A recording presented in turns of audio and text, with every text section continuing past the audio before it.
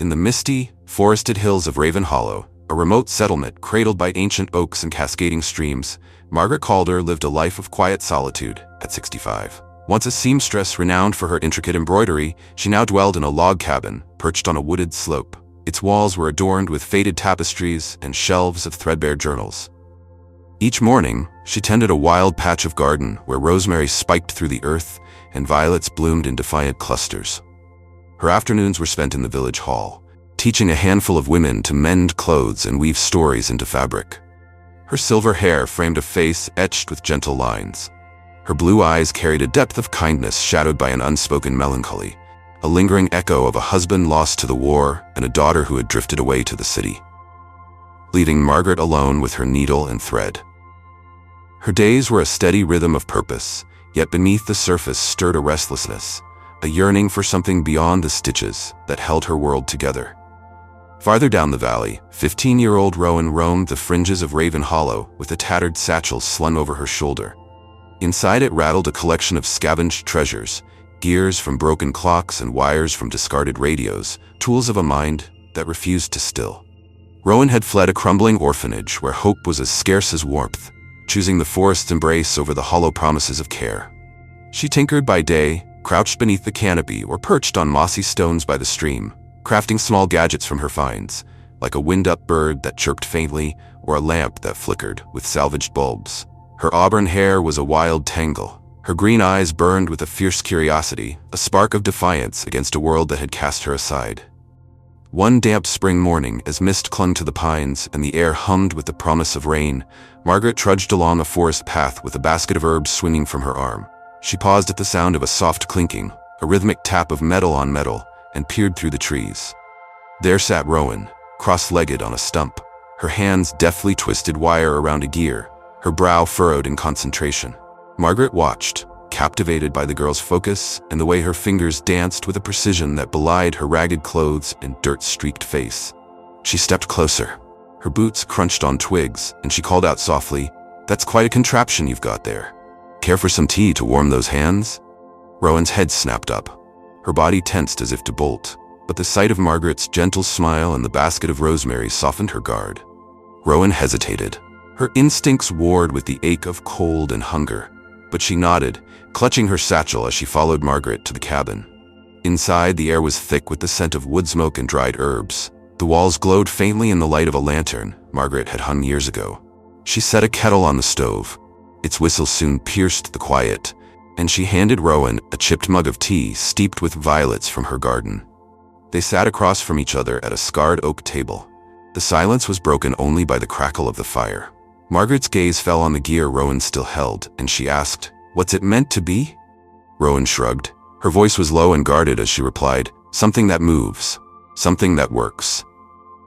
Margaret nodded, sensing the weight behind those words, and offered a biscuit from a tin, a small gesture that felt like a bridge. That morning marked the beginning of an unlikely bond. Rowan returned the next day, drawn by the cabin's warmth and Margaret's quiet acceptance. A blanket was draped over a chair for her, and a spare corner was cleared for her tinkering. They began to share fragments of themselves. Their voices wove a tentative tapestry. Margaret spoke of her past, of stitching uniforms during the war and embroidering her daughter's name into a quilt now gathering dust. Rowan revealed her creations in fits and starts, a music box that played a stuttering tune, and a clockwork beetle that scuttled across the floor. Evenings stretched long as Rowan worked by the hearth with gears clicking under her fingers, while Margaret stitched beside her. Her needle flashed in the firelight. Their companionship grew like the violets in Margaret's garden, slowly and stubbornly against the odds. Margaret saw in Rowan a brilliance too fierce to dim and a mind too inventive to languish. She rummaged through her savings, scraped together from years of mending, and bought Rowan a proper set of tools: pliers, a screwdriver, and a spool of copper wire that gleamed like treasure. She sought out Mr. Elton, a gruff mechanic who lived at the edge of Raven Hollow, and convinced him to take Rowan under his wing. He taught her the secrets of engines and circuits in a cluttered shed that smelled of oil and rust. For Rowan, this gift of guidance was a revelation. She dove into her craft. Her gadgets evolved from fragile toys into intricate machines, such as a windmill that spun in the breeze and a lantern that burned steady and bright. Her hands grew sure, her imagination bolder. The girl who had once built to survive began to build to create. The path was fraught with shadows. Rowan's past loomed like the storms that rattled the hollow. Memories of orphanage walls and hands that pushed her away gnawed at her newfound hope. There were days when she would sit motionless by the stream with her tools untouched, staring at the water as doubt hissed that she would never amount to more than scraps. Margaret sensed the girl's struggle and joined her there. Her skirt dampened in the moss as she shared her own losses, the husband buried in a distant field, and the daughter whose letters had stopped coming. "The world breaks us all a little," she would say. Her voice was steady as the oaks as she continued, "but it's what we mend that matters." She urged Rowan to channel her pain into her work. Gradually, the girl did. Her machines became stronger, their hum a song of resilience and renewal. 9 years slipped by, each one forged Rowan into a force of her own. At 24, she stood tall. Her green eyes were alight with determination, and her hands were calloused from years of crafting. She had earned a spot in a technical institute in the city. Her portfolio of inventions, a water wheel that powered a light and a clock that chimed the hours, caught the eye of an engineer at Raven Hollow's yearly trade fair. The offer came swiftly, a showcase at the Helix Expo, a grand event 400 miles away. Rowan prepared with relentless drive, tinkering late into the night. Margaret stayed at her side with tea and unwavering belief. When the day arrived, the expo hall buzzed with polished steel and electric hum. Its stalls displayed Rowan's work, gears that whirred in sync, and a miniature wind turbine that spun with quiet grace.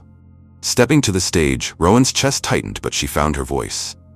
"This is for Margaret Calder," she said. Her words rang clear as she continued. "The woman who gave me a home when I was lost." She told their story, a girl scavenging in the woods, and a seamstress who saw her spark and fanned it to life. The crowd leaned in, moved by the tale of grit and grace, as Rowan unveiled her centerpiece, a kinetic sculpture of Raven Hollow's oaks with its branches turning in a dance of metal and light. The hall erupted in applause, a roar of admiration that shook the air and lifted Rowan's spirit like a wind catching a kite. Later, in the expo's quiet lounge, Rowan and Margaret sat together. The din of the crowd was a faint murmur. Margaret's hands shook as she squeezed Rowan's. Her eyes glistened as she whispered, "You've built something extraordinary." Rowan grinned. Her throat was tight as she replied, "You showed me the blueprints." They lingered there, tracing the years, the chance encounter, the trust forged in silence, and the triumph carved from shared scars. Margaret, who had stitched her days alone, had found a daughter in Rowan's tenacity. Rowan, who had known only scraps, had found a mother in Margaret's steady hands. Inspired by Margaret's generosity, Rowan launched Hollow Sparks, a workshop for Raven Hollow's forgotten youth.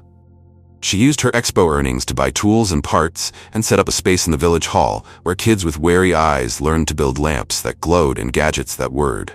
The forest echoed with their chatter. Their creations were a promise of possibility.